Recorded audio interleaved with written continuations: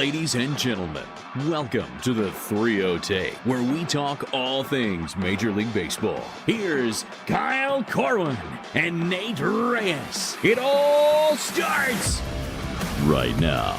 Welcome back to the 3-0 Take, presented by SeatGeek. This is for episode 495. I'll be your host, Kyle Cohen. I'm here with my co-host, Nate Reyes. Nate.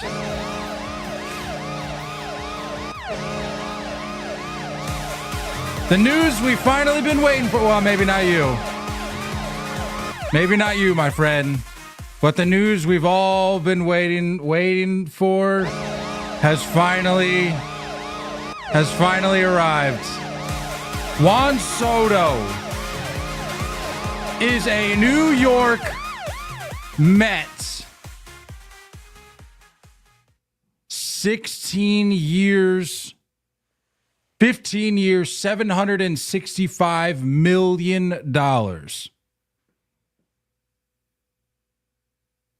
And he hasn't even said a word. 15 years, $765 million. The whole like, hey, let's make it. Why don't we just make it $1 billion joke? We were getting close, dangerously close. Yeah. If this thing would have went on 2, 3, 4 more days,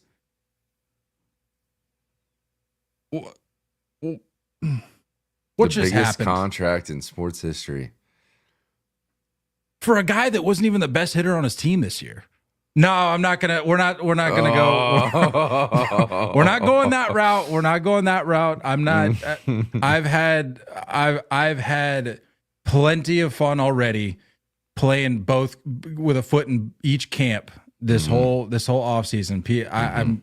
I'm very much in the camp of like, this seemed like quite the overpay, but then when people are like, yeah, this guy sucks, I'm like, no, you're wrong. He's actually a generational hitter. It's been great. I've just don't really have a dog in the fight here. I'm just sitting here playing both camps. It's been a joy. Sure.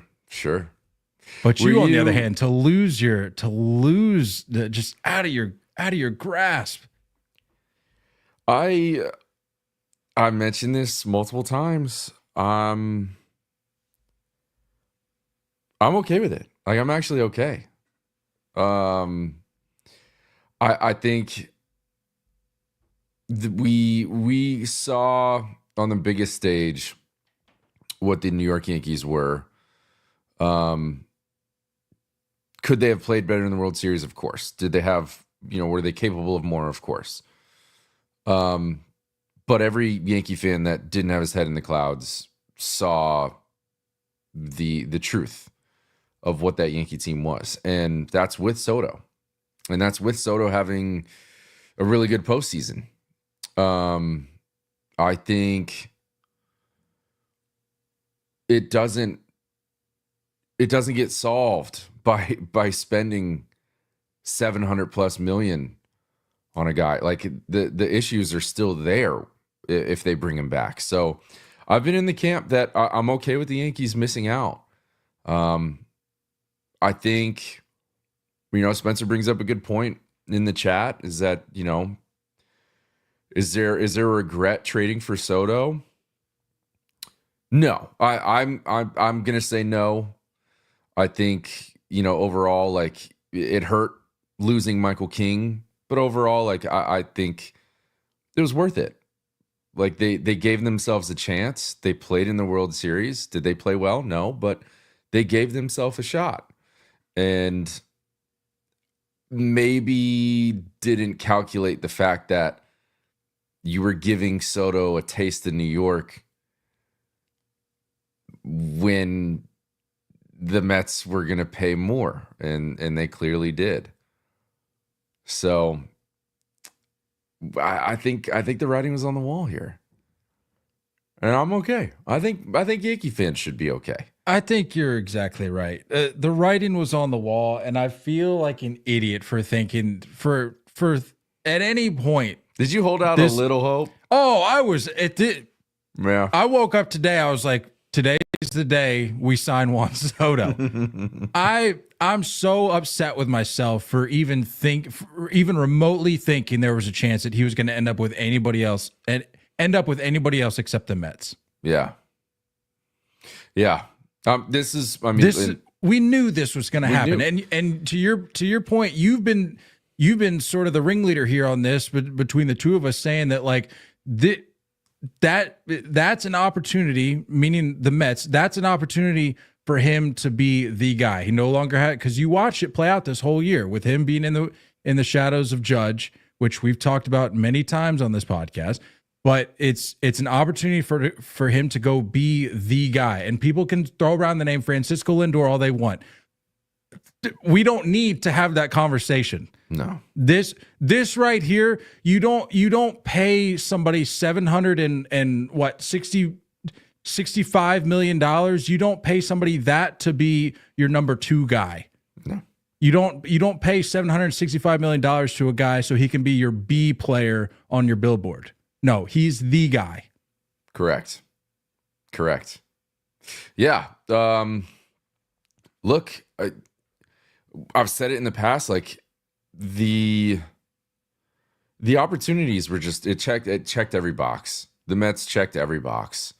You know, they were willing to meet the overall total of what he was looking for. They're willing to meet the AAV total that he was looking for. They have the ability to spend money and build around him for the foreseeable future. And I mean no disrespect, but like when you look at Yankee history versus Met history, I'm not trying to be a hater here, but like Tom Seaver, David Wright, Keith Hernandez, like that, those are what come to mind for me. Darryl Strawberry, I guess. Like there's not the historical Mount Rushmore names. And so he gets to go to a place for the rest of his career and lay out his own legacy that doesn't have any shadows, legacy that allows him to be the cornerstone of a franchise for a decade and a half and rewrite the misery that the Mets franchise, fandom, front office, players at different times have been in for a while. Is he going to do it single-handedly? No. But he does absolutely command a ripple effect. Is he getting on the mound and throwing next year? No. But he absolutely is changing the course of an entire franchise. And what I'm happy for is that the sports world is looking at baseball right now. This is the largest contract in all of sports ever. All of sports ever. And it's because of him. It's because of his talent. It's because of his age. It's because of the way he's played this whole thing. And this is Scott Boras's Mona Lisa. Oh, the hate's going to be coming. The hate is in the chat. Coming. And now I don't have to defend it anymore, which I was going to have to defend why he deserves more, why he got more than Ohtani. I don't have to defend it now. No, you're smarter than that. I know you. You were going to have the same thoughts about it if the Yankees re-signed him for more than Ohtani. You would have been like, this is stupid. Because to your point, you like we talked about, this was an opportunity for a team that missed out on Soto, such as the Red Sox, such as the Yankees. I'm not even going to really throw the Dodgers in there, but like an opportunity to pivot then. Like, okay, you miss out on Soto. All right, the Red Sox need to be in on Corbin Burns. They need the phone already needs to be, in use right now. For it should have been the second that news dropped. Yeah. Same goes for the Yankees. Like this isn't groundbreaking stuff. We knew that this was going to have to be plan B for teams like that. Yeah. But that for both of those teams in that example, Red Sox, Yankees, you can still salvage you can still come out of this offseason having done your job and having done it well. Like if you go out and get 1-2 frontline guys, you go out and get a power bat. We've been talking about this. That and I it's possible my tone might have been different if the Red Sox somehow got Soto, but I would almost be happier if you go out and get 2 frontline guys, you go out and get a power bat. Yeah. And not call it a day. Not to like go towards numbers or analytics or anything like that, because you and I have never been that way. But in reality, like, war is war. If you're gonna be that guy and say, you know, we got to try and find a way to win and have the most above average players, you can make up his war. And the Yankees have other holes. I think when I look at the Red Sox, I think it's a little bit of a blessing in disguise in very different ways. But like, you know, you fast forward 7-8 years down the road, and now you're talking about 2 fairly unathletic lefties that are committed to that franchise, in Devers and Soto, that would need that DH spot. And that kind of takes a little bit of load off and allows some freedom for Devers to slide into that naturally. When I look at the Yankees, let's face it, like as impressed as I am, and I hope other baseball fans were impressed of how well Judge held it down in center field. He's not a center fielder. He's a right fielder. He doesn't need to be trying left field for the first time because they re-signed Soto. He's a right fielder and a borderline Gold Glover in right field. Let him be there. It's his franchise. He's the captain. So there's a lot of blessings by missing out on this. And is it a sting? Yeah. Are Mets fans going to be annoying for a while? Yeah. What else is new? Should they be happy? Yeah. I think it's impressive. I think it's really impressive of watching something predictable become reality. And for Steve Cohen to just say, what was that report 2 days ago? That notification came across my phone 2-3 days ago that the Mets will top any offer. And they did. And I think I saw a notification that the Yankees offered 16 years, $760. So $5 million less, 1 extra year. And that affects not just the overall number, it affects the AAV. And I mean, I'm not going to try and sound like a hater here, but like I think we see what Soto was after. And there's the majority of us had the theory that it was the overall number and the highest paid per year. And that's kind of all that mattered. And yeah. So I don't want to hear him or Boris come out at any kind of press conference or interview and say it wasn't just about the money. Yeah, that'd be a real tough look. I don't need to hear that song and dance. I'm about the history of the New York Mets. Come on, guy. Come on, you're 26. We know what this was about. We knew from the beginning. It was just a matter of who was going to be able to provide that final number for you. Speaking of which, you mentioned the Yankees offer. It was reported that the Red Sox, the last/best offer for Soto was $700 million for 15 years, which is actually interesting though. It brings up a point that I came across, and I didn't have a chance to admittedly do my due diligence, but there was this tweet that had been floating around today from Fishtastic Fish Fists, nice, on Twitter. It was making its rounds, so I'm guessing other people had hopefully looked into it and provided some validity to it. And then I want to get to this question here on the chat. The tweet said, because of NYC's city tax, the Mets and Yankees need to outbid the Red Sox by about $4 million per year to match the money Soto would keep. Essentially, Boston can match 15 for $735 with 15 for $675. If the Red Sox are over $700 million already, New York needs to go to $775.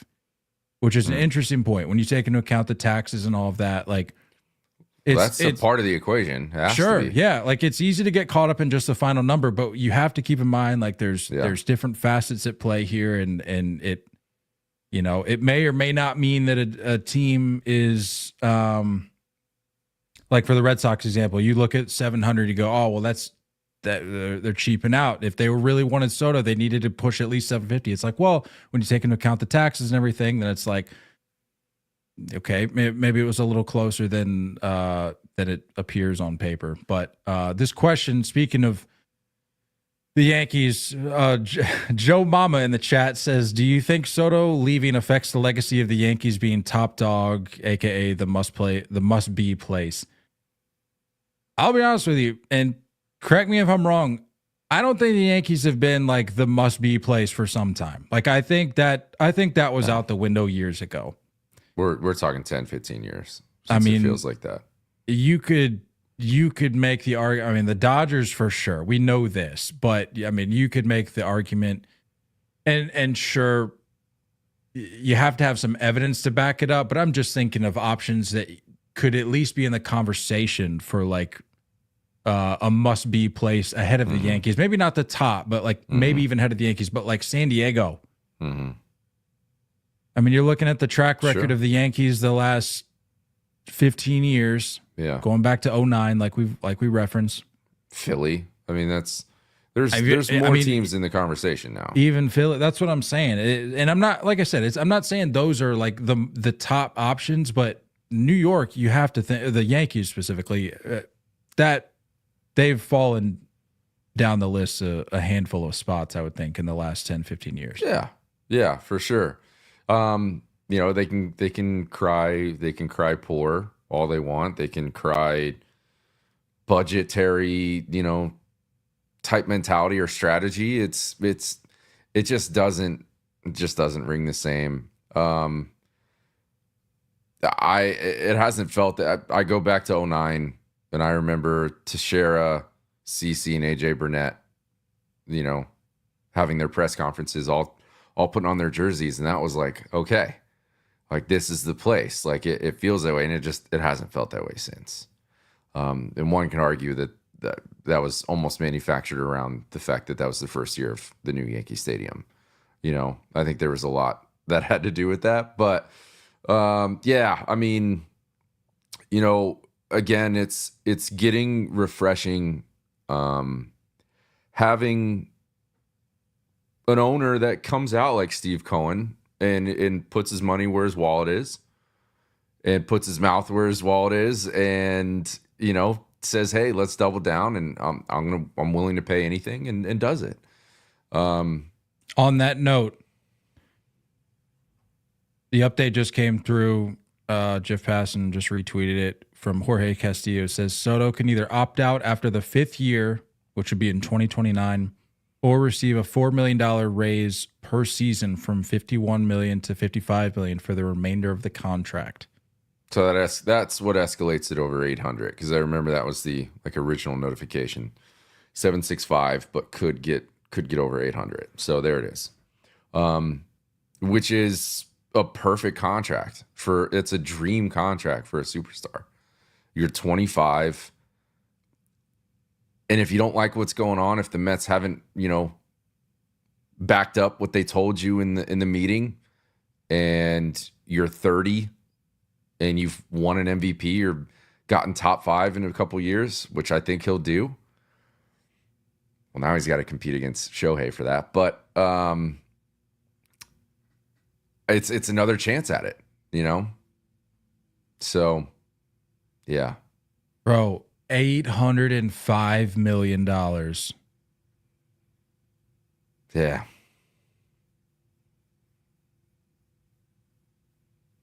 If he opts in, $805 million.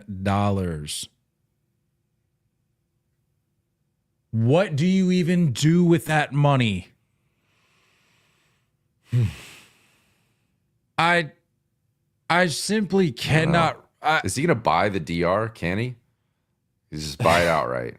I'm curious. How much does it cost to buy the Dominican Republic?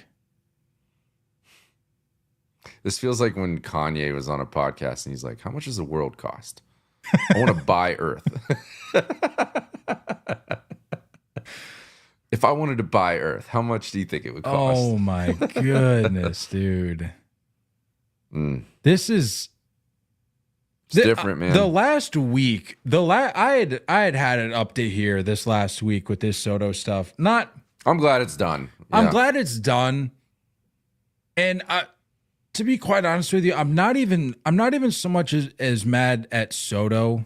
I have no reason to be upset with Soto. Like, Soto did what Soto was supposed to do in this situation. Like, sure, people can sit there and say, like, what do you, we can sit here and question, like, well, what do you even do with all that money? And like, we can sit here and be like, why, you don't need to take that much money. Just take like half of that and you're fine. You'll be fine.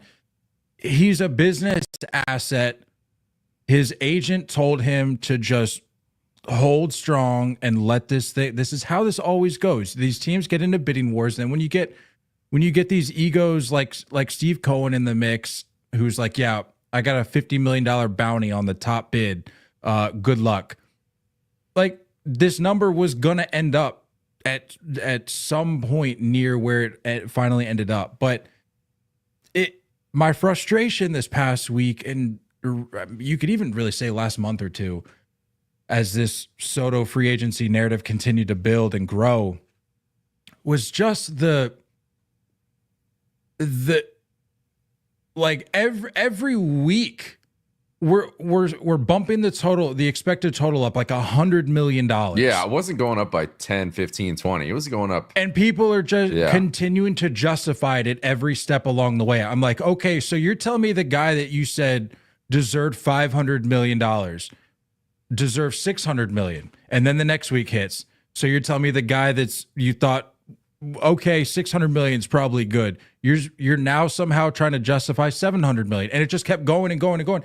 And that's why I got so fed up with it. And I'm like, let's just offer him $1 billion and let's get it over with, because if this thing continues to stretch out, that's where this thing is going to end up. And so it was just, I got tired of these talking heads and like these reporters the reporters who are like, I'm not going to name names. There was a particular reporter that had him signed to the Red Sox on Thanksgiving. And this was like 10 days ago. Mm-hmm. And there was so much of that. And I know it's a lot of just Twitter personalities trying to throw stuff at the wall and seeing what sticks, and then they can claim that they had it. But just there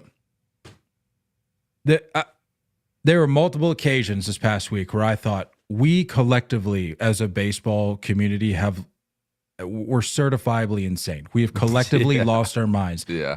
I don't think we understand that we're getting too swept up in this. This needs to end.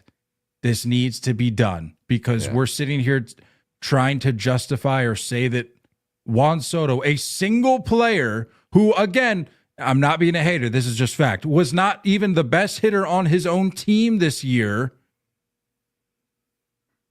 We're saying that he's deserving of a $700 million contract.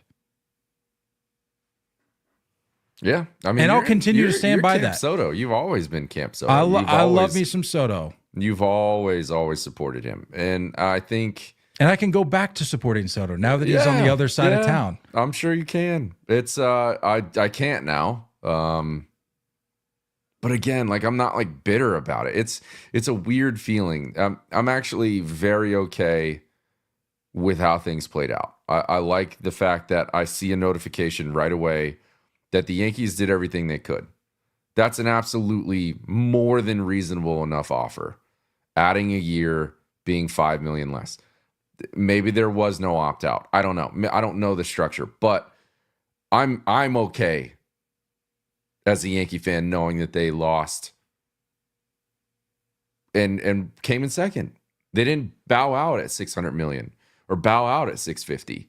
They stayed until the end. And in reality, I think that they're gonna pop off. And I hope that maybe it sparks a little bit of like a a little fire, saying, you know what, we missed out, and the world's looking at us like, whoa, the Yankees aren't the Mecca anymore. Go get 2 or 3 of these guys at least. Go get a Bregman. Go get a Frieder, Corbin Burns. Go get it done. Go get a Santander, whatever. It's no mystery that I hate the Yankees, but for the sake of baseball, for the sake of the whole villain era, I'm going to need the Yankees to like really step up and be the villain. Really put it on the table here and say, we need to get, because you look back at this past year, I think the reason you didn't really see that, like, sure, they end up in the World Series, obviously. But I think the reason you didn't really see this, like, the evil empire's back mentality is because they knew they had to wait out this Soto thing, because you can't fully commit to the we're back, the evil empire's back, if after this offseason you go back to the team you were before you had Juan Soto. Yeah. So I think they were like tiptoeing, they're sort of waiting it out, going, okay, if we can get him back, add a couple more supporting pieces, the evil empire's back. They didn't do it, and so they're gonna have to figure out a plan B here very quickly. The long list of players that the former Yankees that the Mets have brought over just gets one name longer. You know what I mean? And it's a weird little mentality thing, but I think the Yankees can go a different direction, and I think they're going to be fine. As far as the Mets go, I mean, look, there's more to be done. There has to be more to go. That rotation still needs help, a lot of help. Does Pete Alonso come back? You know what I mean? Like, you got a hole at first base if he's not. So, I saw a tweet earlier that said, I don't think Mets fans realize that in cheering for Soto to sign, that you're essentially signing off on Pete Alonso being let go. I said, I don't think Mets fans really realize that. And I had to think, I'm like, I mean, if that is true, like, would you be okay with that, Mets fans? Like, you're getting Juan Soto, you know, like, yeah, I don't know. I would be okay with that. I don't know. Good luck with Clay Holmes in the rotation, I guess. Hopefully that pans out for you guys. I think I've made it up in my mind. You mentioned Clay Holmes. We do have there are obviously been some moves. I think I've made up in my mind that we're going to have this be solely a Soto podcast because of where we're at this point in the podcast. Reaction. And then we're gonna do a sweep because frankly, nobody as exciting as like the Willie Adames move is for the Giants, and frankly, I'm genuinely excited to talk about that. I think Soto is sort of the headliner here. Not to mention we're gonna have a lot of dominoes fall between now and the next podcast. So we'll do a big sweep our next episode. But let's get it. I mean, I'm just trying to wrap my mind around Soto in Queens, lineup wise, defensively. You know what I mean? Like if he is, I've never really heard any reports or like ideas that he would want to be a DH. Right field in Queens is a lot different than the Bronx. It's a lot different. It's a lot bigger. And, you know, like a limping around Nimmo who seems to be kind of the left fielder now, like you got to go get somebody who can run it down in center and really cover some ground. I'm seeing projected lineup from Fox Sports. They got Lindor at short, Soto and right, Mark Vientos at first, Brandon Nimmo in left, Starling Marte as a DH, Francisco Alvarez behind the dish, Jeff McNeil at second, Jose Siri in center.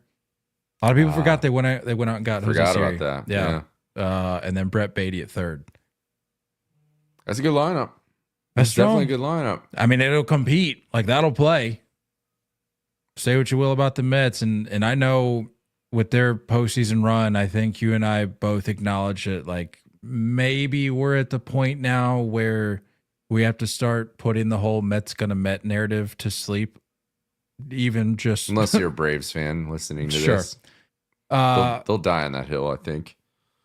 But I mean, look, the Mets made a lot of us eat crow this year. That's just the reality of it, and surely they didn't. The season didn't end for them the way they would have hoped. But you do what you did this year, come up a little short. You follow that up with going out and getting Soto, and like you said, I have a hard time believing that a guy named Steve Cohen, who again had put out a $50 million bounty on the top bid, is done making additions. I just have a real hard time believing that that's the case.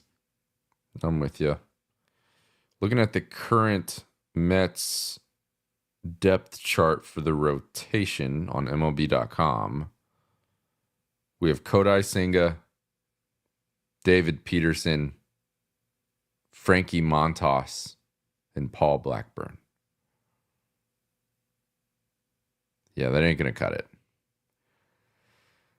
But if this is what you do, if I think the mentality is like, if we go get Juan Soto, we got to double down. Don't forget Clay Holmes. Right. They're slotting him in as a starter. So yeah, which is an interesting thought. But they got to keep going. Like you have to go all the way now. You know what I mean? You got to double down and start really committing to building this team. Juan Soto is great, but you need more. Your team was not happy with Brett Beatty.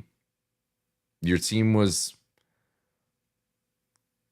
wishy-washy, but Jeff McNeil had a really, really tough year last year and missed a ton of time. I like Mark Vientos. I think the future is bright for him. Really good hitter.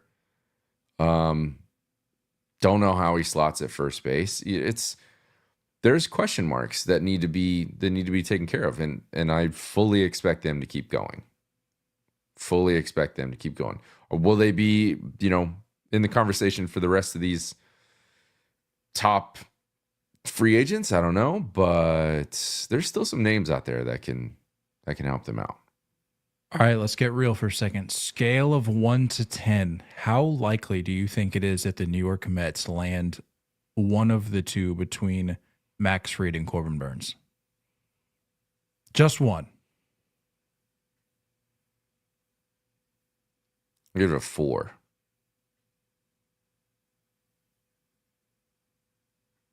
Is that fair? All right. Yeah, that's fair. What do you think?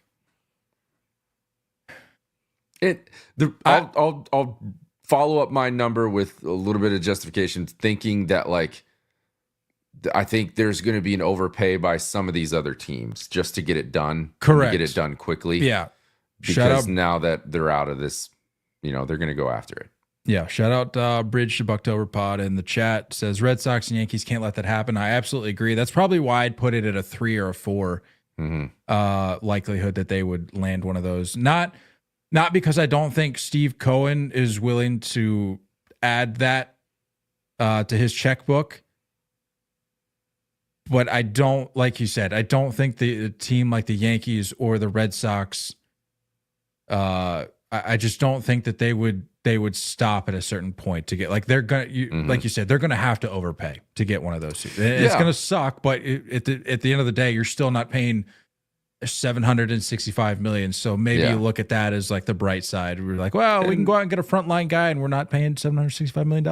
And I personally think those deals are coming soon. I think all of those teams had offers ready to go the second this notification came out. The second they got, notified that he's going elsewhere, they had these other deals ready to go and ready to be fired out. So you can't have those offers out there saying, hey, this is only an offer if Soto doesn't sign here.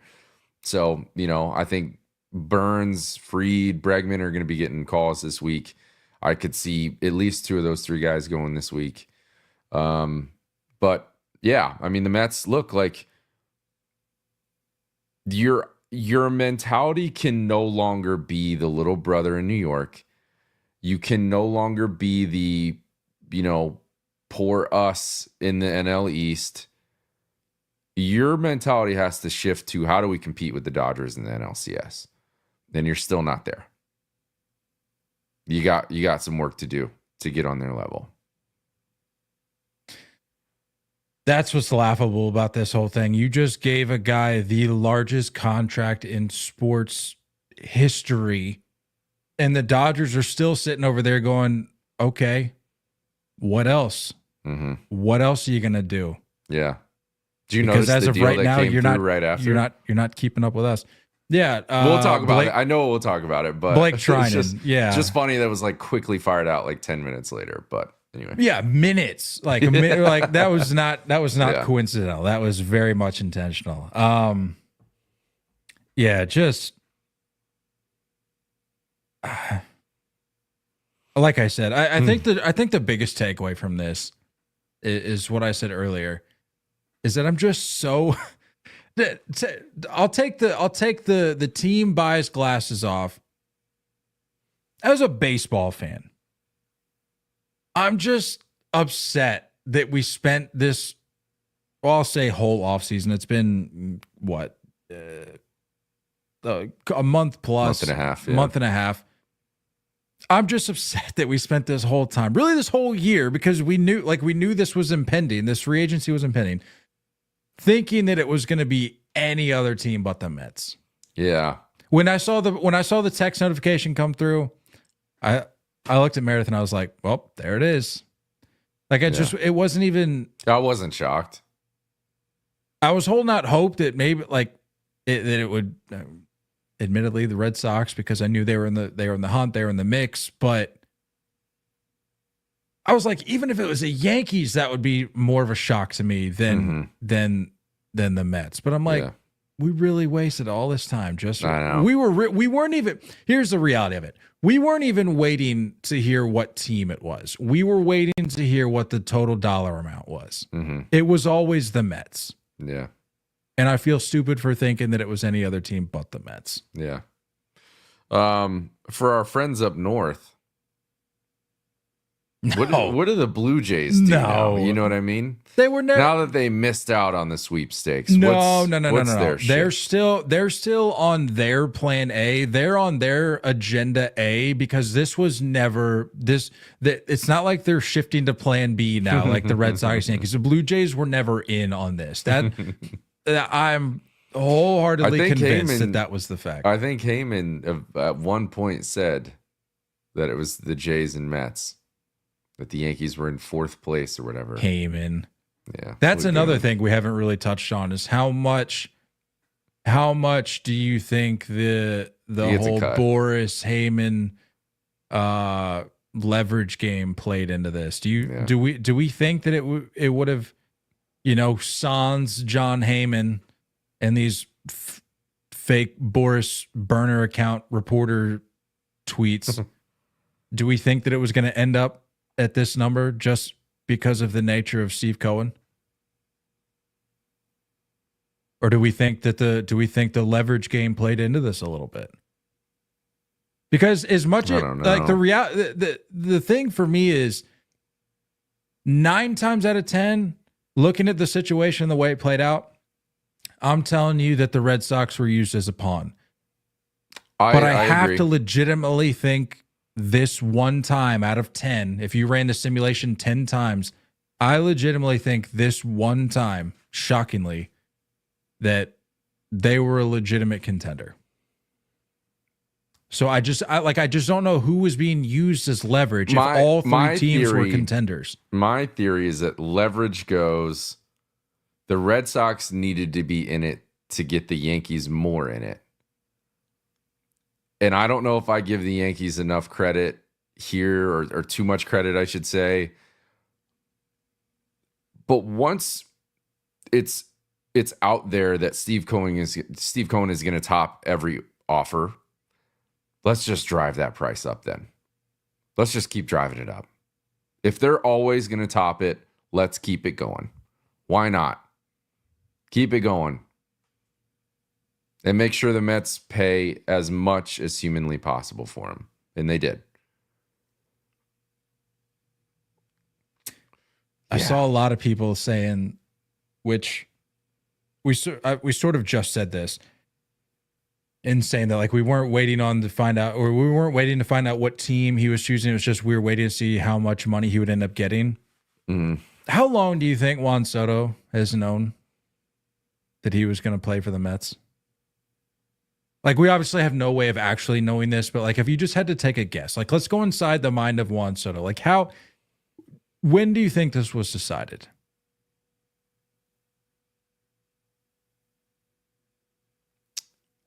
Can you be honest with me? Do you think there was even the slightest possibility that he's playing in the World Series for the New York Yankees, thinking this is fun and all, but I'm going to be across town next season? Do you think even in the World Series run that he thought that he would end up with the Mets? I think for the few moments in game 2 or game 3, whatever it was, where they had a hot start to the game and it looked like the Yankees could be an actual contender for winning this thing. Like, maybe I'd like to think that there was a moment there. And that's the other thing too. Like, it's if the Yankees would have won and Soto left, I would have been happy. I would have been totally fine. This does sting a little bit, but I think the Yankees are going to be good. I think they're going to move on. I think this was all perfectly planned out. I genuinely think that the Red Sox leak and favoritism in media was to get the Yankees really engaged, really fired up. Boris and the media have done this over and over again, and they're masters at it.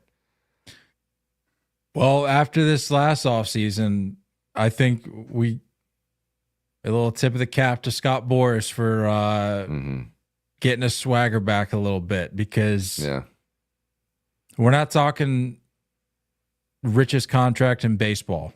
Again, do you retire after this, by the way? All of sports. How do you top this? I mean, if you're Scott Boras, like, does your bank even accept deposits of whatever you're about to deposit? I mean, what are we? This was a big dub for Boras. This was much needed for Boras. Yeah, he needed a win. He needed he had the Snell deal, but like this was the big one, and he needed this. Man, what unreal. Thanks, Juan and Scott. I was going to go to bed early tonight. Glad it's over. Yeah. Glad it's over. Me too. Look out for those dominoes. They coming. It's very possible we wake up to a deal. Yeah, it's true. I mean, I would almost say it's likely. I think deals are going to be raining down this week. I don't think we can stress enough how important it is for these other teams to pivot. Like, you have to jump on this, because if you don't, specifically Burns and Fried, like Crochet, whatever, 2 guys that you can just outright flex money on. Those guys need, like, you specifically looking at those 2 pitchers, and then the options you have position player wise, you need to just go out and open up the checkbook. Yankees, Red Sox, Dodgers, if you feel like giving the finger to the Mets. No Dodgers. All done with the Dodgers. I wouldn't be surprised. I mean, we just kind of ragged on the Jays a little bit, but like I said, I don't think Soto was ever plan A for them. I think that was. I could see Pete Alonso there, dude. I could see them making a move that would end up being their plan A. They're not pivoting. They're still in pursuit of their plan A, whatever that is, whoever that is. I don't know, man. The American League's wide open now. Yeah. American League is wide open. The NL, oof. Gauntlet. Bro, the All-Star game we're about to be at in Atlanta next year? Unbelievable. gauntlet, though. NL is going to be looking strong. I know. The Braves fully healthy. Obviously, the Dodgers, the Mets. I mean, the Padres. The Dodgers came out saying the Padres are the toughest team they played.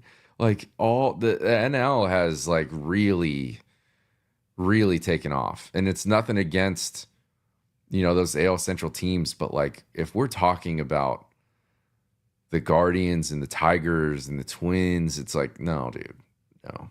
Or the Blue Jays, like, no. The Mariners having it. The NL is going to be running the show for a little while, I think.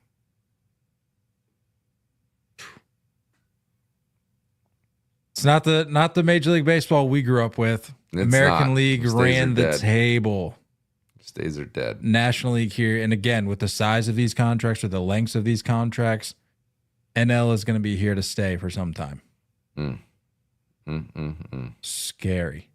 And it's all thanks, well, it's thanks due in part to a lot of deals that have gone through over the last handful of years, but most recently, the addition of Juan Soto to the New York Mets. Again, 15 years, $765 million. There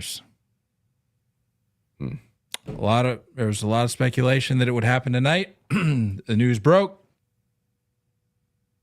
and the baseball world went crazy. So now we watch the dominoes fall as they may. Like I said, we could wake up to some, but we shall see. Getting out of here? Next time you and I chat will presumably be Wednesday or Thursday. Yeah, something And like that. We'll do a sweep of these deals that Yeah, happened we'll in the last definitely couple of cover. days, but we just didn't get to. But Definitely cover everything else. If you're new here and the Soto news brought you to our door, welcome.